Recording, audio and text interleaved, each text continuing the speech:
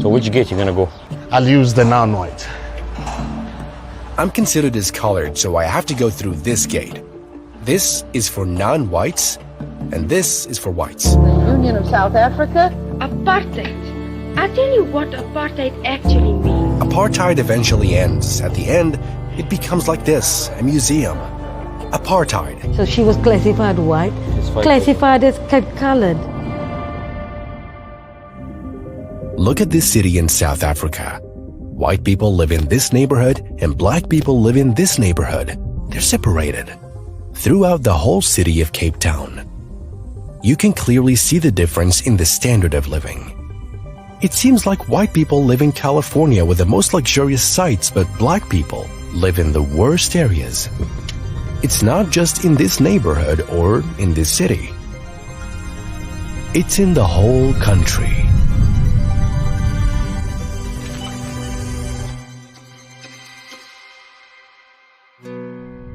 The dots you're seeing on the map are where white people live. It's where the best, most luxurious places are, where there are jobs, and they're by the sea. And black people are away from the city, and they're isolated from the city's rich, even though the citizens fought apartheid. This is the city of Johannesburg, dubbed the City of Gold, the richest city in Africa. A long story of a conflict that revolves around the color of the skin and the story of gold there. South Africa was once the world's largest gold producer. I'm the key leader. And the arrival of the Dutch to Cape of Good Hope and international trade. This is the city. The word apartheid came from here, from the Republic of South Africa, from a local language, and it means division, isolation, and racial segregation. The term apartheid, you've heard it a lot before, right? It is the essence of racial segregation.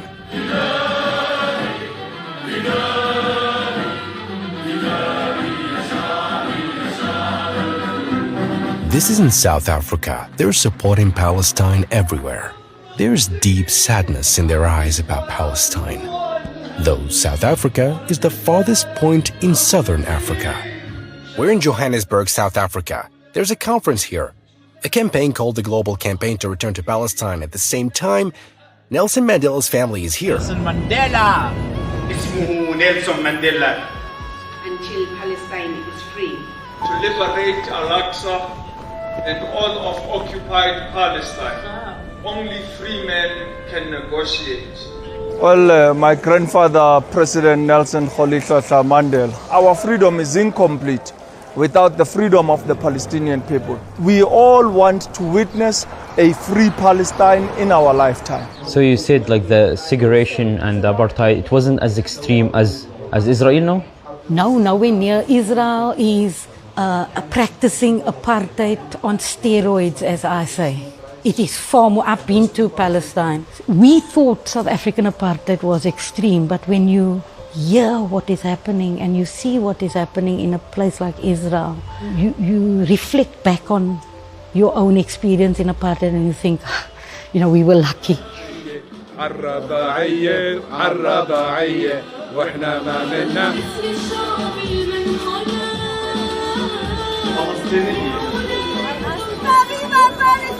And the biggest statue of Nelson Mandela outside South Africa and Africa, it is in Ramallah, in Palestine. Wow. Nice. The term apartheid exists in South Africa. Where else have you heard it? What other country applies apartheid? The Zionist entity that supported apartheid in South Africa. And it's implementing the same system since its establishment against the Palestinians on the occupied Palestine with a racial segregation wall, barbed wires, and electronic gates. And hundreds of checkpoints, Judaization, confiscation of lands, building settlements, and arbitrary arrest, and physical extermination. All of this exists in our world now, in the West Bank of occupied Palestine. In Palestine is way more extreme. Than South Africa. The extent to which they arrest children and incarcerate children without trial. And they could not detain people for longer than 90 days without trial. Whereas in Israel, they can detain people for 3 years, 4 years, 5 years without trial.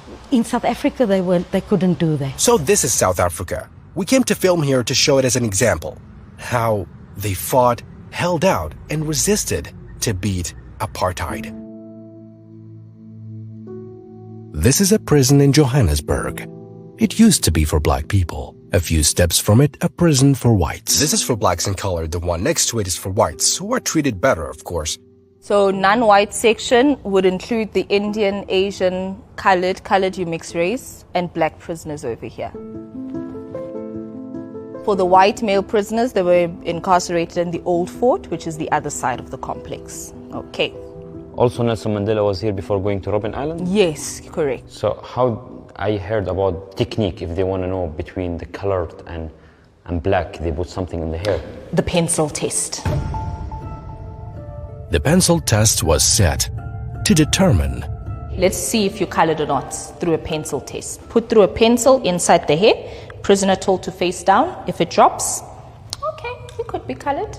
If it stays there, no, you are not colored, you are black. Because some of the prisoners would say, I'm colored. Colored is mixed race. Even in prisons, what they can or cannot eat. Corn was only given to the black prisoners. Milk only given to the white prisoners. As a political activist, you were sometimes charged with a terrorism act. So you were seen as you're trying to overthrow the government, you're a terrorist, but you were literally just merely fighting for equality and freedom and all. Mahatma Gandhi was also imprisoned here as well. Nelson Mandela was imprisoned here before taking him to Cape Town, to Robben Island. They say that every prisoner here didn't do anything except wanting freedom. They only demanded their freedom. They call them political prisoners. What does it remind you of?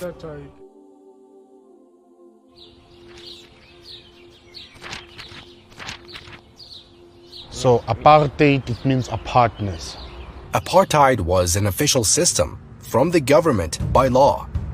And it was applied through punishments by security and police, meaning a system applied by the police, a system of the government, apartheid, until apartheid ended in South Africa. 1994, all this ended. From the Union of South Africa, Dix Loubser. And so you cannot say that the land is yours. Everybody knows that Africa is for Africa. We have two separated entrances, non-whites, coloreds, Indians, Chinese, as well as blacks. And white, it is only for white people, okay? Black, it's white, Indian, and colored. These cards also have your name and race, allowing you to enter certain places and forbid you from others. Written here is white person. Black people were forced to carry passbooks. Other races were just given an identity card. Yeah, so she was classified white, classified as Cape Colored, Cape Malay. So you're Indian, like? No, so our family was classified Cape Colored, but we've never acknowledged that we identified as black. If you were black or colored, you couldn't live or work in a white area. You had to have something called a pass, which was a document provided by the government. So this section, it is about the discovery of gold. In 1886, gold was discovered here. And history has it that approximately 30% of the gold globally was discovered here in South Africa. Mining was really the huge driver of the South African economy. So everything in the country became structured around mining. You know, where people lived, who was allowed to work in which area, you know, how the transport system functioned, everything was kind of structured around mining. And the mining system basically relied on very, very cheap black labor. They could only come to white areas if they had work. Johannesburg today, with buildings, before the buildings it was just a village with few African homesteads. Then after the gold was discovered, skyscrapers manifested and Johannesburg became the city that it is today.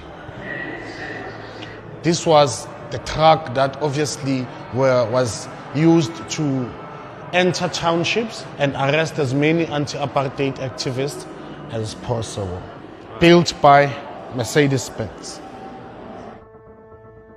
Do you see this armored vehicle in the back? During the days of apartheid, they used it to assault villages, attacking and killing people and arresting them. Made by Mercedes, Germany was part of apartheid. What does it remind you of?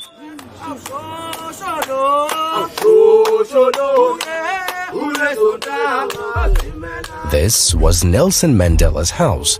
In this neighborhood, a single picture of a kid was enough to cause change It shook the world then. So my name is Mqolisi. It's a Xhosa name, it means peacemaker. That's the exact location where Hector Peterson was shot. He's famous because of that was the turning point of the apartheid regime. Can you imagine that one picture affected the whole world then? But we see images like this almost every day now. Did the world stop being affected and stopped feeling? Or is it because we're seeing them daily they became normal? They put a picture like this in the middle of the street. Do we have to start putting up pictures like this for all our martyrs? Should that happen? But I think with what's happening in Palestine, the world is very much quiet about it.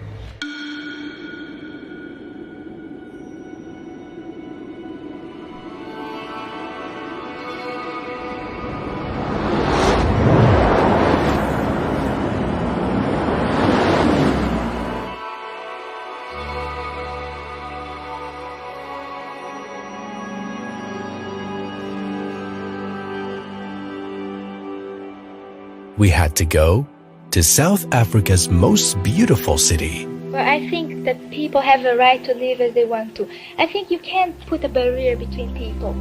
Let them go and do as they wish to. We just don't count blacks and whites, just people, you know. It's very different from your country.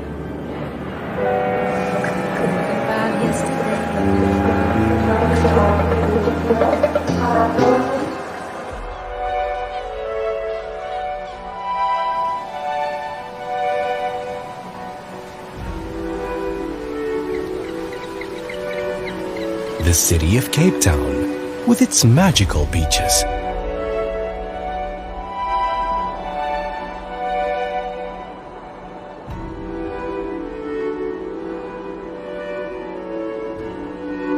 Where there's Cape of Good Hope. Cape of Good Hope. We're at the farthest point in Africa, down south, the area of Cape of Good Hope. All ships used to pass from here. Can you imagine? The Dutch came here and white people settled here, and the reason is all of the world trade passed from here. Until the Suez Canal came and completely cut it off.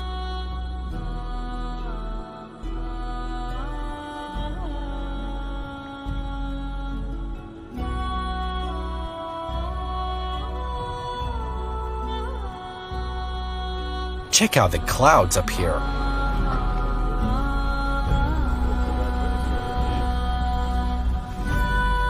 They were happy for the existence of this passageway as it helped them avoid the land route. That was a dangerous route to Europe.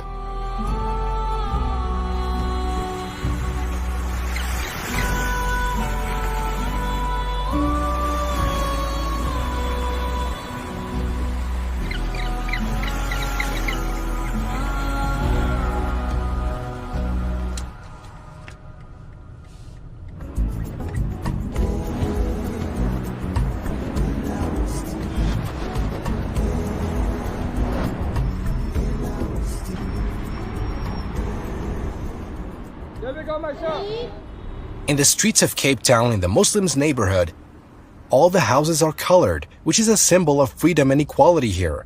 In the middle of Cape Town. Look at what they drew. Check out the drawings they did. Nobody can tell them anything.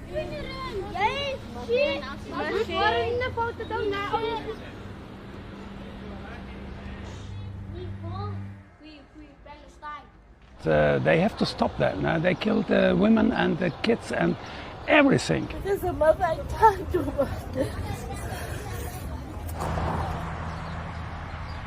At the start of the 70s, South African whites had every reason for confidence in their future.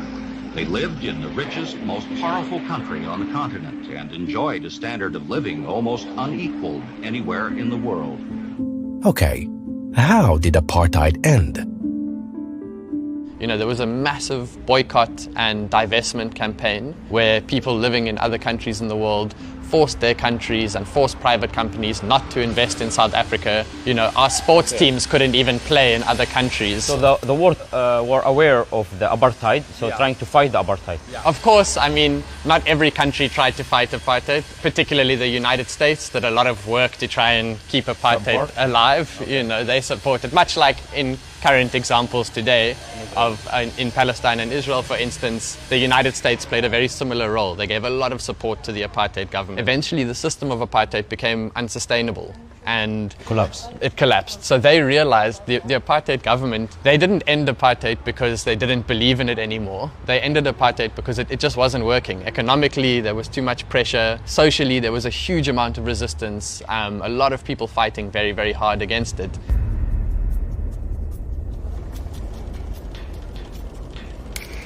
And from Cape Town, about a half an hour away on boat, you'll reach an island where the prison of Nelson Mandela is located. This island used to be a prison. All political prisoners were put here. And Nelson Mandela was here for 27 years. 291, my prison number, recorded on my arrival here, 3884. And that is how, folks, I left Robben Island, back to the real world as a free man. That's how Mandela came here, by air. That's Nelson Mandela's cell window. They say this was his prison cell. He was imprisoned here for 27 years, then he got out and became the president. Can you imagine a paradise? But you're locked up inside. What does this city remind you of? If you believe in the cause and the ideals of your struggle, you must keep fighting, never give up. I pray that we'll see something similar for Palestine as well. So I'm Mandy Sanger. I'm a former anti-apartheid activist, student. We're anti-apartheid. I was an anti-apartheid activist, yeah. Okay, that's good. I wanted to ask you, like, you are South African. Why you don't live with the, like, just forget about this and you being privileged as a white person and take the area, and why you think different from others? I think maybe something to do with the way that I was raised. Both my parents were anti-apartheid activists, and they both gave a big piece of their lives to fighting against the apartheid government. So me and my siblings were raised to realize that, you know, just focusing on yourself or your own interests is not the way to live a good life. South Africa now is free. We're all looking forward to the day that will soon come and we'll say, free at last. Then they will nod their heads toward you and say, when is that? Say, perhaps it will be soon.